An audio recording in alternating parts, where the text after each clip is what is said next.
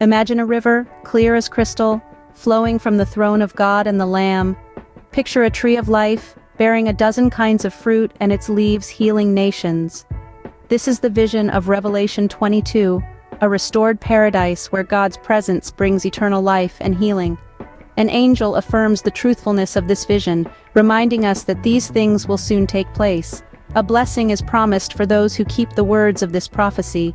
Yet a cautionary note is struck as we're warned to worship God alone, and that everyone's deeds will be their own reward or punishment. Time, it appears, is drawing near. Jesus declares his imminent return, bringing rewards to repay each according to their deeds. He identifies himself as the Alpha and the Omega, the first and the last, the beginning and the end.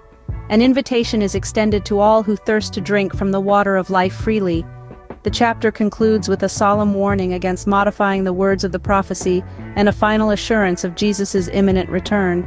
A prayer is offered for his grace to be with all who love him. In essence, Revelation 22 emphasizes the importance of faithfulness, heeding Jesus' invitation, and living in anticipation of his return. An inspiring glimpse into the culmination of God's plan for humanity and creation,